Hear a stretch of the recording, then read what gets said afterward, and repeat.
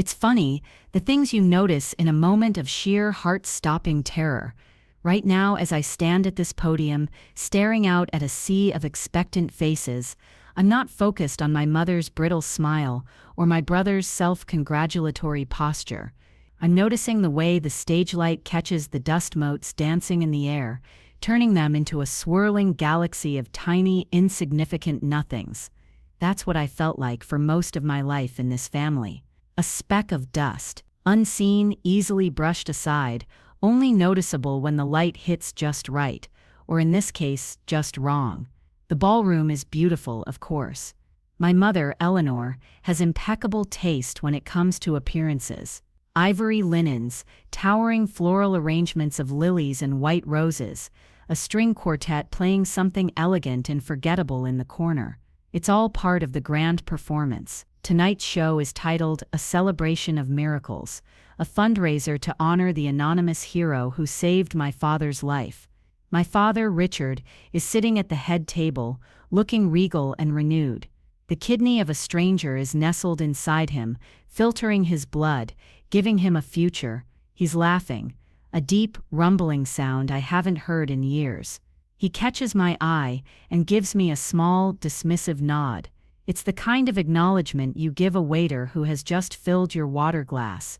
It means, you are here, you are performing your function, now fade back into the wallpaper. He has no idea the function I'm about to perform. My brother Daniel, the golden child, the heir apparent, raises a glass in my direction, a toast of inclusion, a magnanimous gesture for the cameras. He's the one who organized this whole spectacle. He's the one who will get the credit. He's the one who called me a monster just 2 months ago.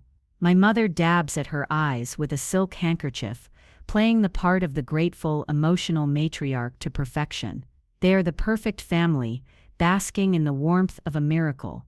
And I am the prop, the prodigal daughter, the family's biggest disappointment, brought back into the fold for a night of public theater.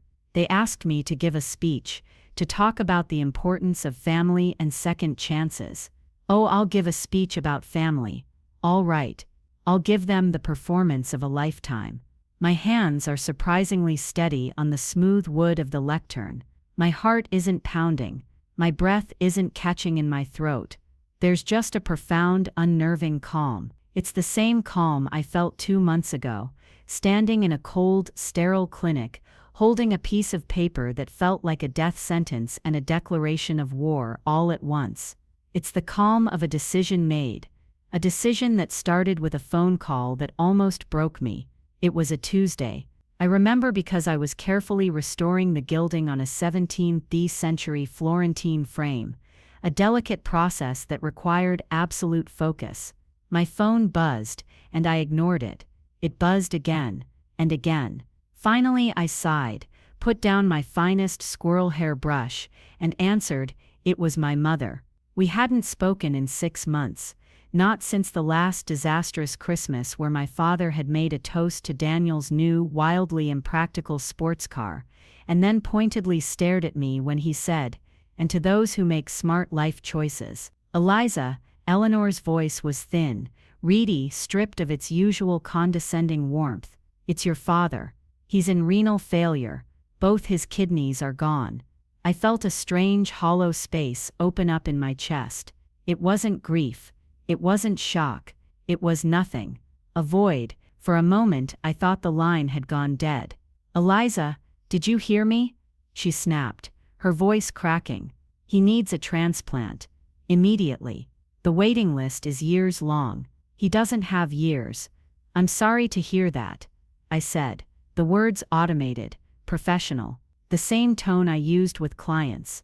There was a pause.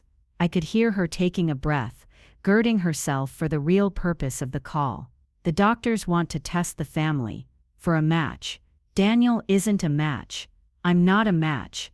The unspoken question hung in the air, heavy and thick like poison gas. "And you're calling me," I stated, not asking. "Of course I'm calling you," she said, her voice rising with a familiar, aggrieved hysteria. "It's your familial duty, Eliza. He is your father. Whatever your silly little disagreements, this is life and death. You have to get tested. You have to do this for him, for us, for this family. Familial duty, the two words they always use to cage me. It was my familial duty to give up my dream of studying art history to major in business.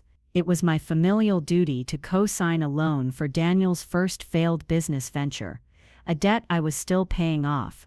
It was my familial duty to be quiet, to be compliant, to be the stable, boring foundation upon which my brother's glittering, reckless life could be built. And it was my father, Richard, who had been the chief architect of that cage.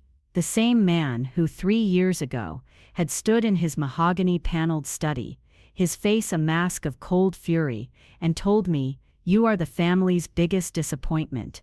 Your chosen path is a worthless, self-indulgent dead end. You are no longer my daughter." He then had his lawyer send a registered letter confirming I had been formally written out of his life, his will and his legacy. And now, they wanted a piece of my body.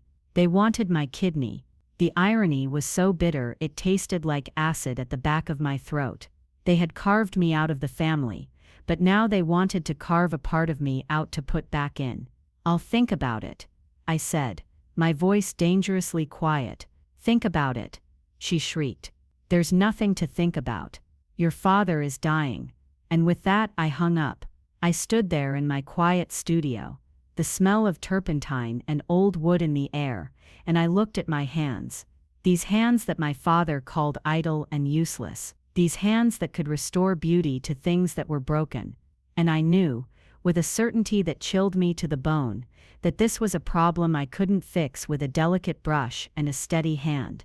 They wanted a part of me, and for the first time in my life, I had to decide what, if anything, I was willing to give. That phone call wasn't an inciting incident. It was a summons. A summons back to a war I thought I had escaped. And as I stand here tonight, looking at their expectant faces, I know they think they've won. They think the miracle saved them. They have no idea that the miracle is about to destroy them. The silence after I hung up on my mother was the loudest thing I'd ever heard. It was a roaring, deafening vacuum, pulling all the air from my studio, from my lungs. I sank onto my stool, my hands braced against the solid oak of my work table. The gilded frame I'd been working on seemed to mock me with its intricate, perfect beauty. It was a relic from a world of patrons and artists, of value and craft. A world my father, Richard, with his empire of concrete and steel, had always sneered at. "There's no money in dust," he used to say, waving a dismissive hand at my passion. "Real legacies are built with rebar, not paintbrushes." My phone started buzzing again, almost immediately. I didn't have to look to know it was her. When I didn't answer, the text began. A rapid-fire barrage of guilt and fury. Asterisk. "How dare you hang up on me?" Asterisk. Asterisk. "Your father is sick because of the stress you've caused him. Daniel is disgusted with your selfishness." And the grand finale. "I don't know how you can live with yourself." I switched the phone to silent and slid it into a drawer, but I could still feel its phantom vibrations, a toxic hum that resonated deep in my bones. I was 34 years old. I had my own business, a small but respected art restoration service that I had built from nothing. I owned my own apartment, a bright, airy loft in a converted warehouse district that my family derisively called my little artist's garret. I had a life, a quiet, peaceful, self-sufficient life that I had painstakingly constructed, brick by brick, outside the suffocating walls of my family's expectations. And in one 10-minute phone call, they were trying to tear it all down. The days that followed were a special kind of hell, a siege. Daniel took over the campaign of harassment. His calls were different from our mother's. Eleanor was all emotional manipulation. Daniel was pure, entitled condescension. "Liza, what is this?"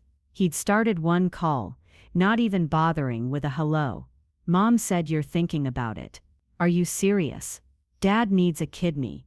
You might have one that works. It's a simple equation." "It's not a simple equation, Daniel," I'd said, my voice tight. It's major surgery. Oh, come on, he scoffed. It's routine. They take one you've got a spare. People do it all the time. It's a couple of weeks of feeling sore, and you're back on your feet. It's the least you can do. The least I can do. The phrase echoed in my head, triggering a cascade of bitter memories. It was always the least I could do.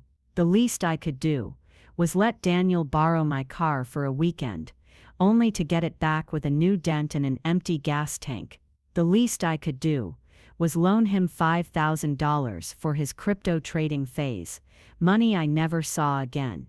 The least I could do was host Thanksgiving every year because my apartment was cozy and his downtown bachelor pad was for entertaining clients, which meant I spent 3 days cooking and cleaning, while he showed up an hour late with a cheap bottle of wine and spent the whole time on his phone.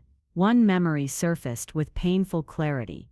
I was 16, and I had worked all summer as a lifeguard to save up for a school trip to Italy, a trip for my art history class. I had saved exactly enough, down to the dollar.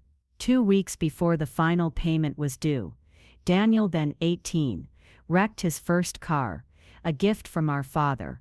He'd been street racing. My father was furious, not about the danger, but about the inconvenience and the insurance hike. He refused to pay for the repairs immediately.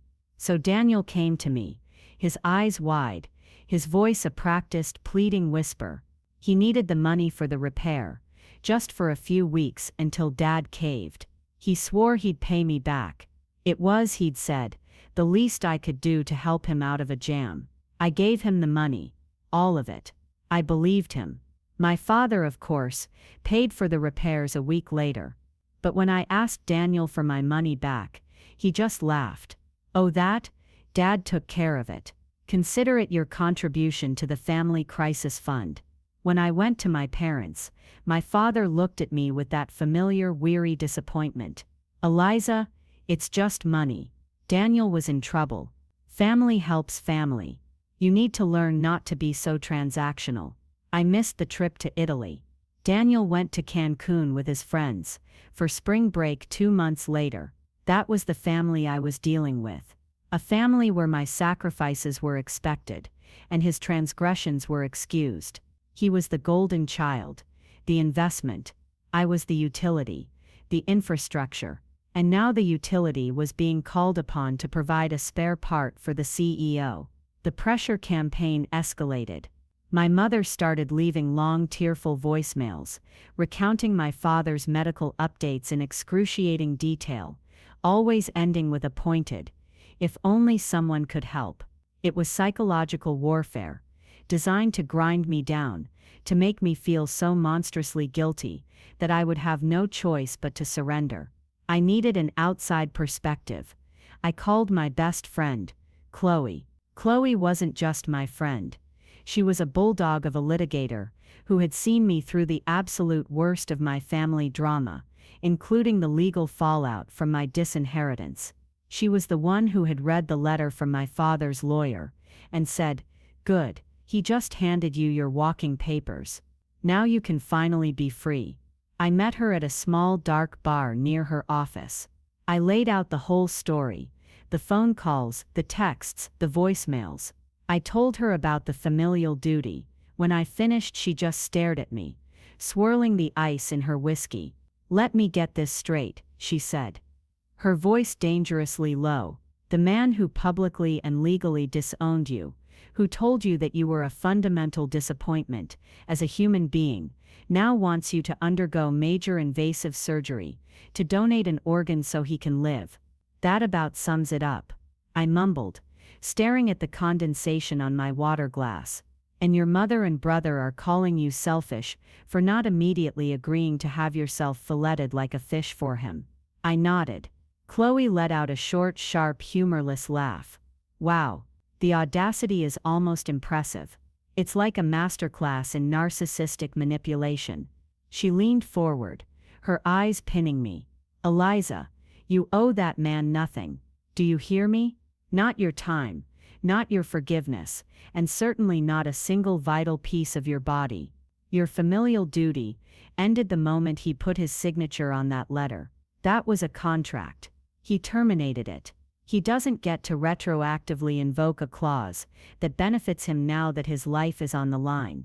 Hearing her say it, so plainly, so logically, was like a splash of cold water. She was right. It was a contract. A social contract. An emotional one, and he had voided it. The guilt that had been churning in my stomach began to recede, replaced by a slow, simmering anger. An anger at them for asking. An anger at myself for even considering it. But what if I'm the only match, Chloe? I whispered. He'll die. And that would be a tragedy, she said, her voice softening slightly. But it would not be your fault. It would be the consequence of a lifetime of his own choices. Choices about how he treated people. Choices about how he treated you. You are not his walking insurance policy. Eliza, I left the bar that night, feeling different. The fog of obligation had lifted. The anger was still there, but it was a cold, clean anger now. It was fuel. I went home, and on a strange impulse, I went online and booked an appointment at a private clinic across town for the next morning. I used a fake name. I paid in cash. I needed to know. I couldn't make a decision from a place of ignorance. I had to know if the gun was loaded before I decided whether or not to pull the trigger. 3 days later, I sat in my car, in the clinic's parking lot, holding a sealed envelope. My hands were shaking. I tore it open. My eyes scanned the medical jargon, the blood types, the HLA markers, and then I saw the final summary at the bottom. It was clinical, detached, and utterly devastating. Conclusion. The patient is a perfect 10/10 HLA match, an ideal candidate for donation. A perfect match.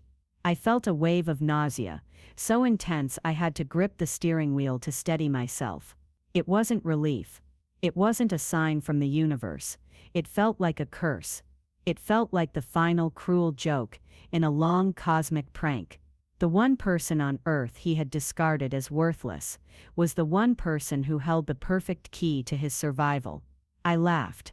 A wild, unhinged sound that was half sob, half scream. I laughed until tears streamed down my face. They wanted a piece of me. They wanted my familial duty. Fine. They would get it. But they wouldn't get it their way. They wouldn't get the satisfaction of my sacrifice. They wouldn't get the story of the prodigal daughter returning to save the patriarch. I drove home, and the anger was gone. In its place was something new. A cold, hard resolve. I walked into my studio and pulled out the drawer with my silent phone. I ignored the dozens of missed calls and texts. Instead, I pulled out a thick manila folder from the back. It was labeled Gallery Fund. Inside were bank statements, investment portfolios. It was my secret, my success.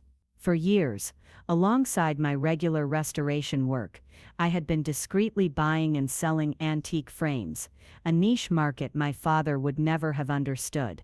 I had a good eye, and I'd been incredibly lucky. The fund contained nearly $500,000. It was my escape plan, my dream of opening my own gallery, of finally being truly independent. I looked at the lab report in one hand and my financial statement in the other. A body part versus a life's dream. They wanted a sacrifice. They would get one. But it wouldn't be my body. It would be my future. I would save Richard's life. I would fulfill my familial duty down to the letter. But I would do it with the very thing he despised most about me. My success in a world he didn't value. I would buy his life. I would turn his salvation into a transaction, the very thing he accused me of being. It wasn't about revenge. Not yet. It was about balance. It was about closing a ledger that had been unfairly weighted against me for 34 years. The plan began to form, not as a coherent strategy, but as a series of cold, hard necessities. It was a plan born of fury and grief, and it would be my masterpiece. The decision to save my father's life, but not with my own body, was like stepping through a one-way door. The moment the idea crystallized, the emotional turmoil that had been churning inside me simply stopped. It was replaced by a profound, chilling clarity. The goal was no longer to survive my family's emotional onslaught, it was to control it, to end it permanently. This would be the final transaction. After this, the books would be closed. My first call was to Chloe. I met her not at a bar this time, but in her stark minimalist office overlooking the city. The view of 100 glass and steel towers felt appropriate. This was no longer a matter of feelings. This was a matter of logistics and law. I laid out the plan. I told her I was a perfect match. I saw a flicker of something in her eyes. Pity, maybe, but it was gone in an instant, replaced by her professional mask. Then I told her what I wanted to do. Find a third-party, altruistic donor, and anonymously fund their entire donation process. I wanted to pay for everything: their lost wages, their travel, their medical care, their recovery, and on top of it all, a substantial life-changing financial gift to thank them for their sacrifice. Chloe listened without interrupting, her fingers steepled under her chin. When I finished, she was silent for a full minute, her gaze fixed on the cityscape. "Eliza," she finally said, her voice measured, "what you are describing is complex. The phrase paid altruistic donor is a contradiction in terms. Organ donation in this country is built on the principle of altruism. It's illegal to buy or sell human organs. The National Organ Transplant Act is very, very clear on that." "I don't want to buy a kidney, Chloe," I countered, leaning forward. "I want to facilitate a gift. I want to remove every single barrier, financial, logistical, personal, that might prevent a registered willing altruistic donor from following through. I want to make it so easy, so beneficial for them to do a good thing, that it becomes an immediate reality." "Is that illegal?" This was the part of the plan that relied on what I'd later call plausible inaccuracy. It was a gray area, a loophole I hoped to squeeze through. Chloe's lips thinned. "You're talking about navigating a minefield of ethical and legal tripwires. The optics are terrible. If this ever came out, it would look like you bought a kidney on the black market. Then we make sure it never comes out," I said, my voice firm. "This has to be a ghost operation, utterly untraceable back to me." She sighed and spun her chair to face her computer. Her fingers flew across the keyboard. "There are firms," she said slowly, her eyes scanning whatever she was reading. "Private medical concierge services. They cater to the ultra-wealthy, foreign dignitaries, tech billionaires, people who need complex medical solutions and have unlimited resources. They don't break the law, not explicitly. They bend it into a pretzel. They operate in the international gray zones. They find a legally registered non-directed donor in the system, someone who has already volunteered to donate to a stranger. Then, through a series of anonymous trusts and third-party foundations, they make a grant, a gift of gratitude, to that person, completely disconnected from the act of donation itself. The timing is just a coincidence." "That's it," I said, my heart starting to beat a little faster. "That's what I want." "Eliza, these services are astronomically expensive," she warned, turning back to me. "You're not just paying for the donor's gift, you're paying for the firm's expertise, their lawyers, their discretion. You're paying for the silence. You're talking hundreds of thousands of dollars. It would wipe out your gallery fund, everything you've worked for." "I know," I said quietly. "That's the point. It has to cost me something. It's the only way I can walk away clean. It's my sacrifice, just not the one they demanded." This was the logic I was presenting, the narrative I was building for myself. It was my way of justifying the sheer, cold-blooded audacity of what I was about to do. Was it the whole truth? Even I wasn't sure, but it felt true enough. Chloe studied my face for a long time. Finally she nodded. "All right. If you're sure, I know a guy who knows a guy. I can make an inquiry, but you need to set up a blind trust. Yesterday, everything has to flow from there. Your name cannot appear on a single piece of paper. The next 2 weeks were a blur of clandestine activity. Chloe was my general, my strategist. We met in parking garages and anonymous coffee shops. We communicated through encrypted messaging apps. She guided me through the process of liquidating a huge portion of my portfolio and moving the money into a newly created trust, managed by a law firm in a different state that specialized in anonymous philanthropy. The name of the trust was the Florentine Legacy, a small, bitter piece of irony that only I would ever understand. Chloe made contact with the concierge firm. They called themselves the Chiron Group, a name reeking of classical mythology and discreet power. My only contact with them was a disembodied voice on a secure line, a man with a calm, clipped British accent who never gave his name. He asked no questions about my motives. He only cared about the objective and the funds. The price was staggering, $475,000. It was nearly every penny I had. I authorized the transfer from the Florentine Legacy Trust without hesitation. The money vanished from my life with a single click. I felt a pang of loss so sharp it was physical, a grief for the gallery that would never be, but I pushed it down. This was the cost of freedom. While the silent machinery of my plan ground into motion, the siege from my family continued. If anything, it got worse. My father's condition was deteriorating. Daniel, in a fit of pique, left a message on my voicemail that was pure venom. "I just don't get you, Liza." His voice dripped with disdain. "You'd rather sit in that dusty old workshop of yours, fiddling with junk, than save your own father's life. You know Dad was right about you. There's something missing in you, something cold. When he's gone, I hope you remember this. I hope you remember you could have done something, and you chose not to." That message was a gift. Every time my resolve wavered, every time I thought about the ghost of my gallery, I would listen to it. It was a perfect encapsulation of their worldview. My life, my work, my dreams were junk. My only value lay in what parts of myself I was willing to give them. It hardened my heart. It kept me focused on the objective. Then one rainy Thursday afternoon, I got the call from the man at Chiron. "We have a candidate," he said, his voice as neutral as a weather report. "A confirmed non-directed altruistic donor in the National Registry, 28-year-old male from Oregon. A perfect match. He's a volunteer firefighter. His wife is a preschool teacher. They have a young daughter and a mountain of medical debt from a car accident last year. He registered as a donor 2 years ago, long before his current troubles. His motivations are, for lack of a better word, pure. He has been informed that an anonymous benefactor, through a charitable foundation, wishes to make a significant grant to his family in recognition of his community service. The grant is not legally tied to his status as a donor. He is, however, aware that if he proceeds with his planned donation, his recipient's family has guaranteed through us to cover all associated costs and lost income. He has agreed.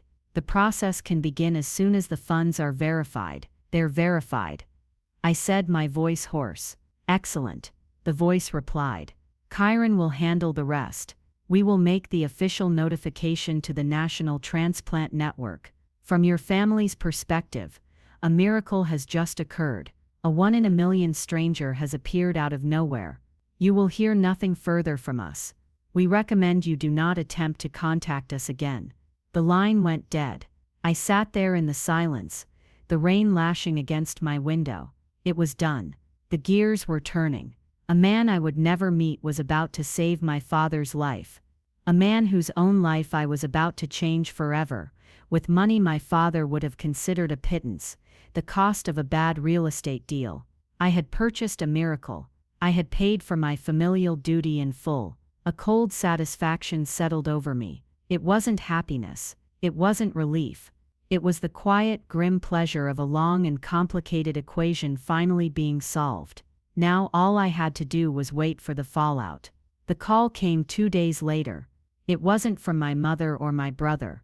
It was from the hospital's transplant coordinator, a woman with a kind, professional voice. She was calling, she said, because my name was on a list of family contacts, and she had incredible news. A non-directed altruistic donor had been identified through the National Registry. A perfect match. The surgery could be scheduled as early as next week. I played my part, feigning surprise and overwhelming relief. "Oh my God," I breathed into the phone. That's a miracle." "It truly is," she said warmly. "These things are rare. Your family is very, very lucky." Lucky? Yes, that was one word for it. After I hung up, I waited. I knew what would happen next. Or rather, what wouldn't. The barrage of calls and texts from my mother and Daniel had been relentless, a constant buzzing static in my life. Now there was only silence. A profound, absolute silence. I checked my phone every hour. Nothing. Not a single call to share the miraculous news. Not a text to say, "The pressure is off." Nothing. It was the most damning evidence I could have asked for. As long as I was a potential resource, a wellspring of a life-saving organ, I was essential. The moment a better option appeared, I ceased to exist. I was discarded. Again, it was a habit for them. A reflex. And in that moment, something inside me shifted. The cold, calculated plan to simply close the ledgers began to feel insufficient. It was too quiet, too private. They were being saved by my actions, and they didn't even have the basic decency to acknowledge my existence.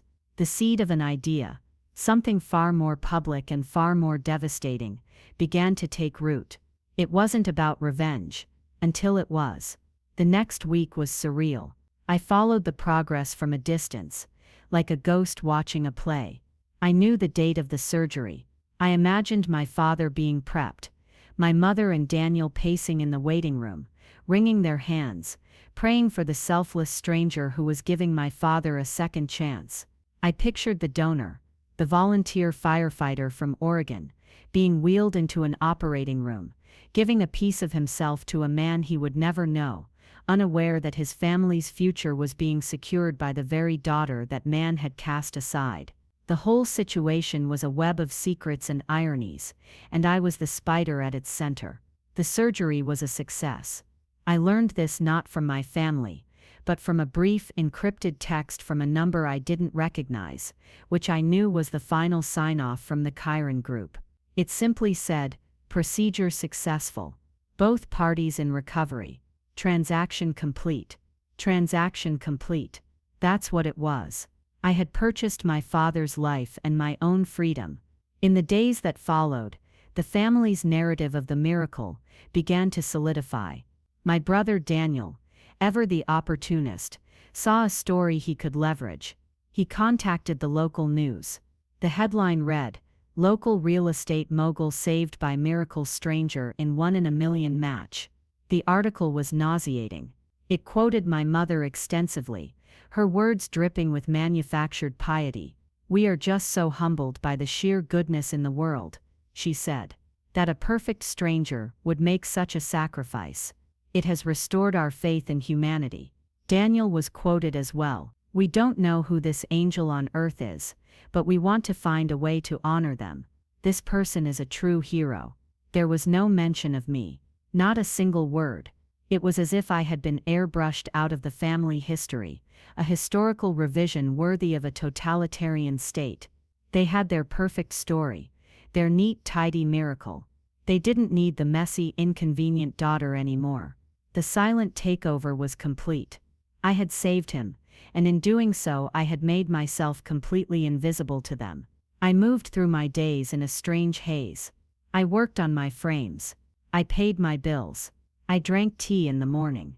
But underneath it all, that new hard seed of an idea was germinating.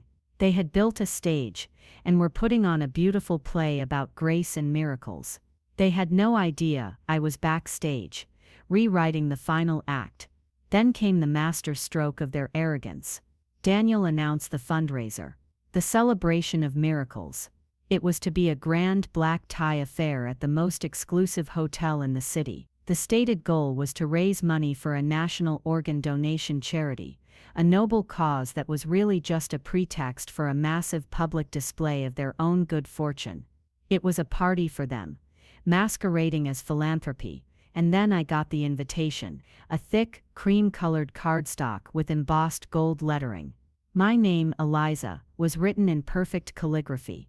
It was the first piece of mail I had received from them in 3 years. Tucked inside was a personal note from my mother. "Dearest Eliza," it began, the handwriting a familiar, elegant script. "Your father is recovering so well. It is truly a miracle. We are having a small gathering to celebrate, and to give thanks. We would be so honored if you would come. It's time to put the past behind us, and be a family again. Your father has missed you." The lies were so blatant, so insulting, they were almost beautiful in their audacity. Asterisk. A small gathering. Asterisk. Be a family again. Your father has missed you. It was all a lie. A calculated move to create the public image of a happy, reunited family. They needed me now, not for an organ, but for the optics. I was to be the final set piece in their perfect production. The prodigal daughter returned and forgiven, a testament to my father's magnanimity. I almost threw it away.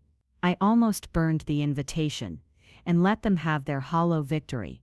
But then I looked at the note again. The smooth, practiced lies. The utter lack of self-awareness. And I knew I couldn't let it stand. They hadn't just ignored me. They had tried to erase me. And now they wanted to use my ghost to decorate their stage. They had handed me an invitation. They had given me an audience. And in doing so, they had given me the weapon I needed to burn their entire beautiful, fraudulent world to the ground. I picked up my phone and RSVP'd. Yes, I wrote. I would be delighted to attend. The calm I felt wasn't peace. It was the eerie stillness at the eye of a hurricane. The storm was coming. I was the storm. The power shift was so subtle at first, they didn't even notice it. To them, my acceptance of their invitation was a sign of surrender. They believed I was crawling back, tail between my legs, desperate for a scrap of the affection they were now willing to offer, having no further use for my anatomy.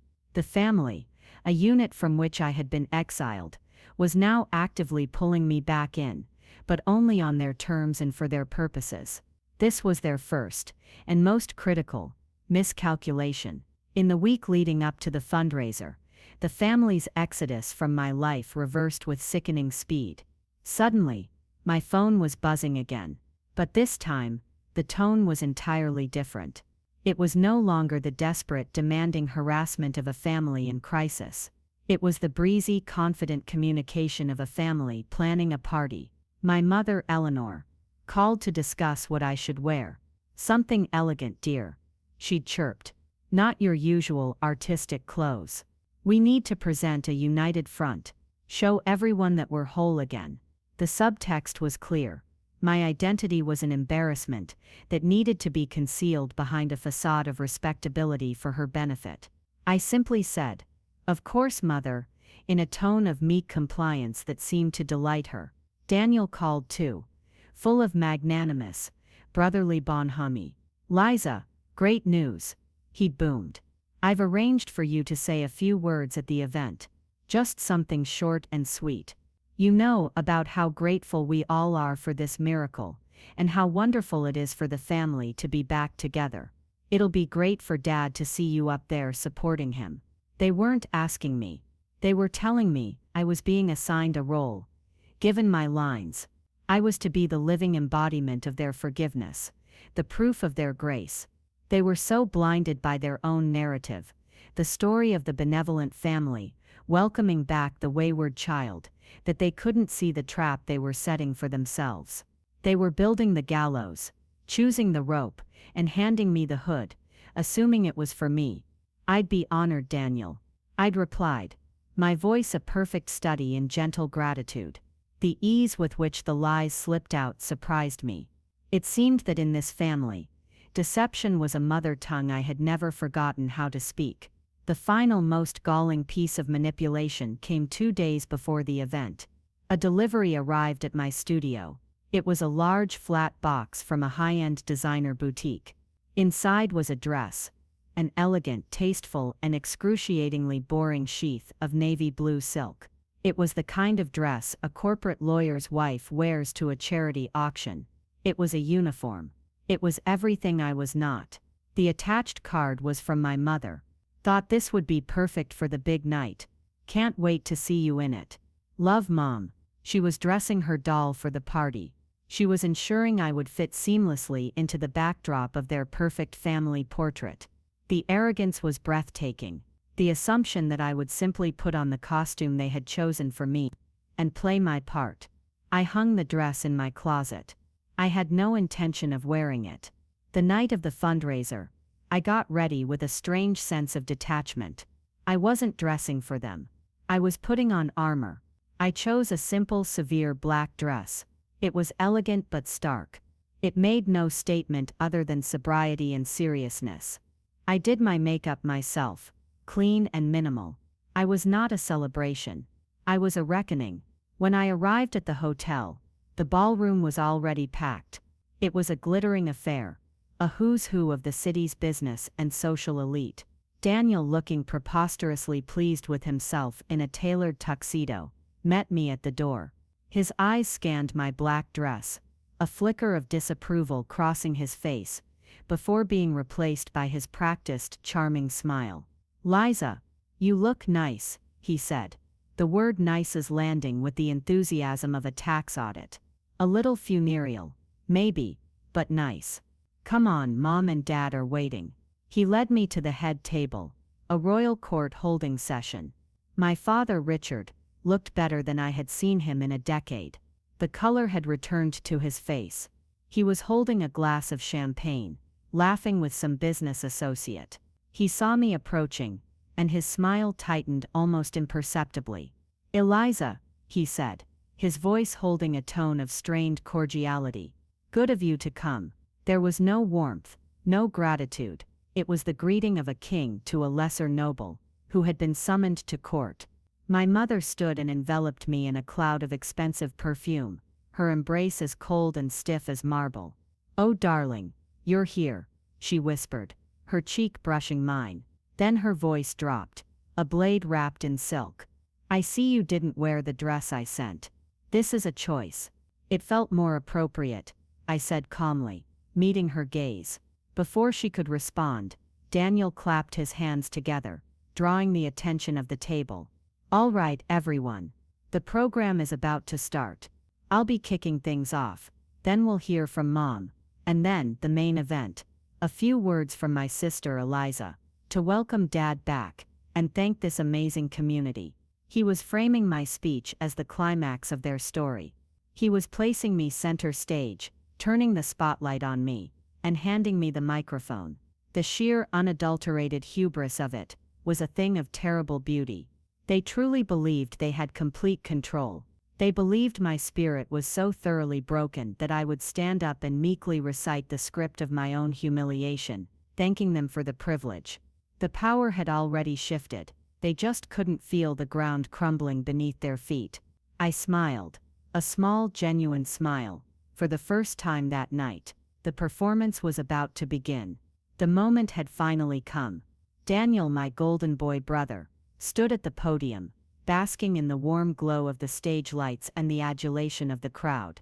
He was a natural performer, his voice resonating with a practiced sincerity that I knew was as hollow as a drum. He spoke of the terror of the diagnosis, the agony of the wait, and then the soaring relief of the miracle. "An angel," he said, his voice thick with emotion. "A selfless stranger from out of state who asked for nothing but gave everything. Tonight we celebrate that anonymous hero. We celebrate the power of human kindness." The room erupted in applause. My mother, Eleanor, dabbed at her eyes on cue. My father, Richard, nodded gravely, the benevolent patriarch, who had been justly blessed by fortune. They were so absorbed in their own mythology, they were practically glowing. Then Daniel looked at me. "And now," he said, his smile wide and magnanimous, "to speak about what this second chance means for our family, to welcome our father back to health, and to help us honor this incredible gift, my sister Eliza." Another round of applause. this one more polite, more curious. I could feel hundreds of pairs of eyes on me. As I walked from the table to the stage, I felt like I was moving through water. Every step was deliberate, measured. I passed my mother, who squeezed my arm and whispered, "Just be grateful, dear. That's all they want to hear." I passed my father, who didn't look at me at all, but simply stared ahead, the king awaiting his tribute. I reached the podium. The microphone was cool to the touch. I adjusted it, the small sound echoing in the suddenly quiet room. I looked out at the faces. Friends of my parents, Daniel's social circle, business associates. The local news camera had its red light on. They were all waiting for the happy ending, the final heartwarming chapter. I took a deep breath, and I began. "Good evening," I said, my voice clear and steady, betraying none of the tremor I felt deep inside. "My brother is right. Tonight is about a miracle. It's about a hero. It's about a life that was saved by a profound act of generosity." I saw my mother smile, a slight, relieved relaxing of her shoulders. This was the script. I was following it. "We've heard a lot about the anonymous donor," I continued, my eyes sweeping the room before landing directly on my father, this angel on earth, this perfect stranger, who out of the goodness of their heart, gave a piece of themselves to save a man they had never met. "It's a beautiful story. It sounds like something out of a movie." I paused. The timing had to be perfect. "And that's what it is," I said, my voice dropping slightly, drawing the audience in. "A story. A beautifully crafted, wonderfully inspiring, and almost completely fictional story." A ripple of confusion went through the room. I saw Daniel's smile falter. My mother's head tilted, a look of bewilderment on her face. My father's eyes narrowed. "The anonymous hero, they are celebrating tonight," I said, each word a carefully placed stone. "The man from Oregon, he is not the reason my father is alive today." A collective gasp went through the front tables. The silence in the room was now absolute, a ringing heavy void.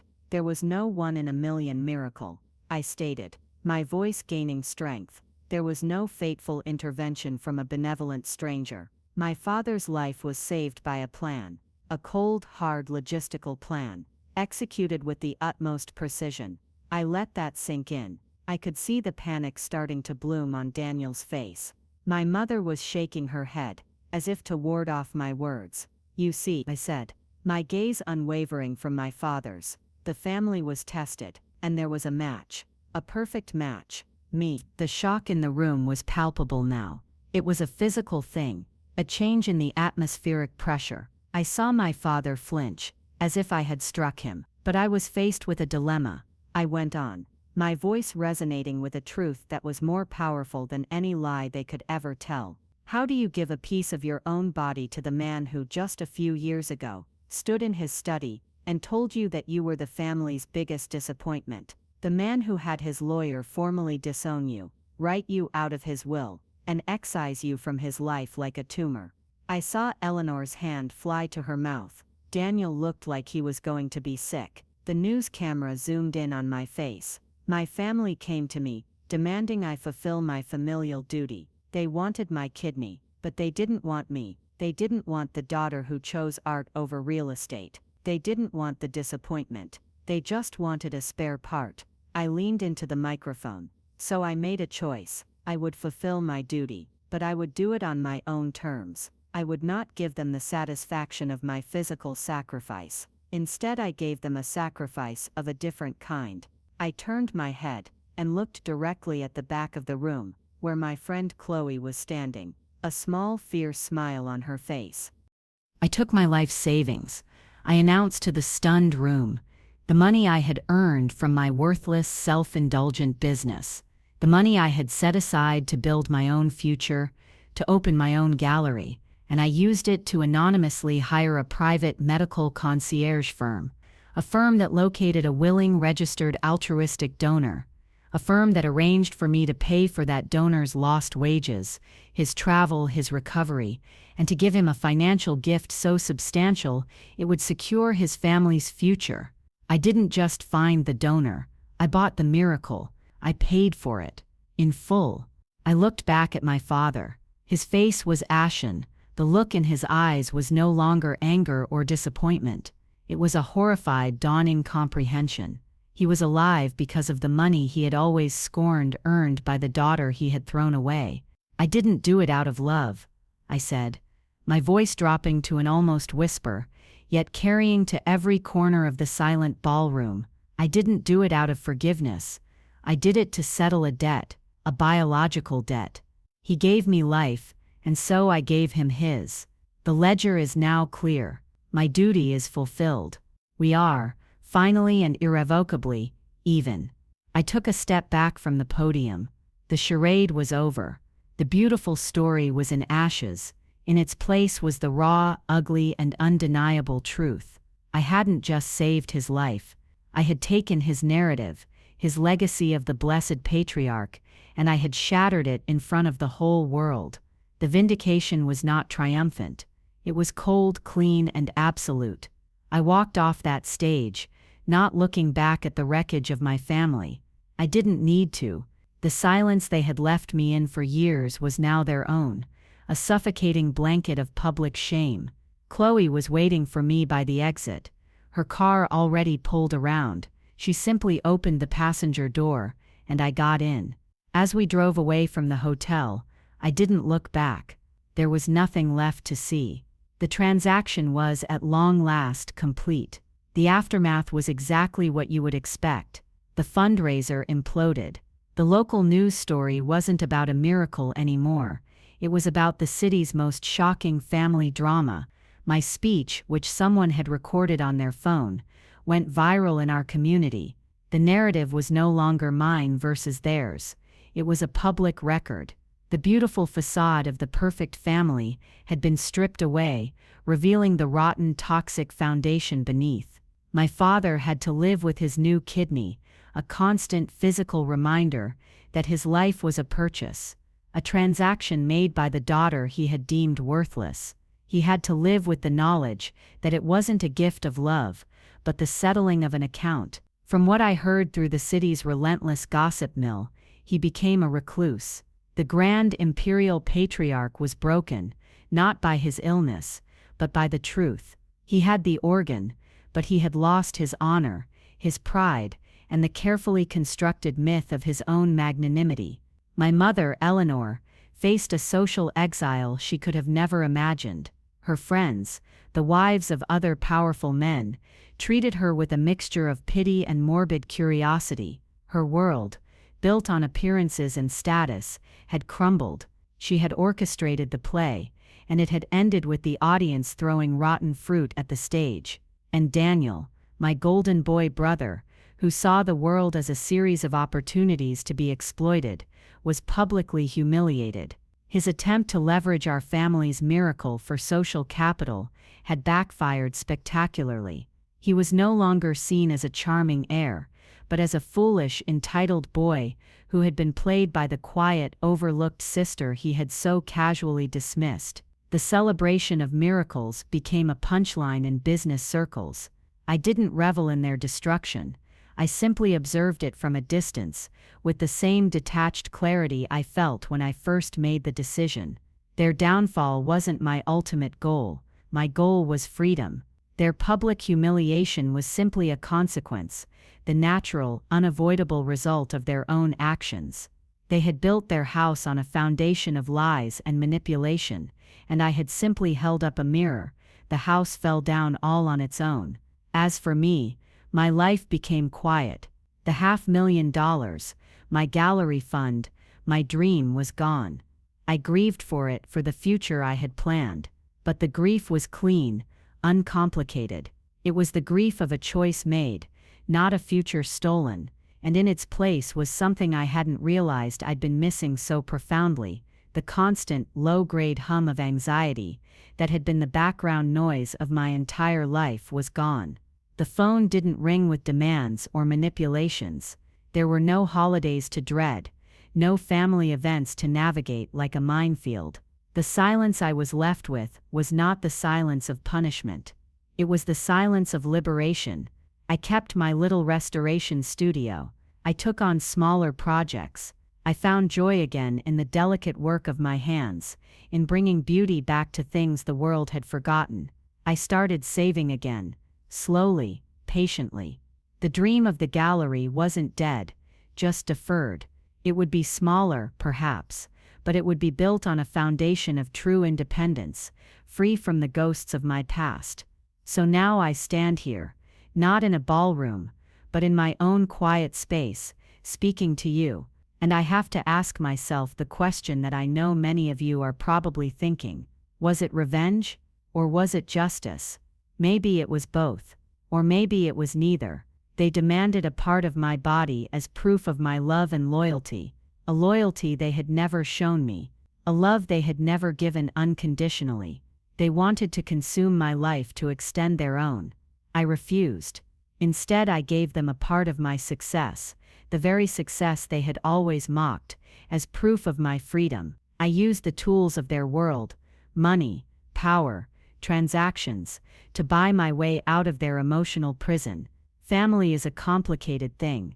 It can be a source of unconditional love and support, but it can also be a cage, gilded with words like duty and obligation.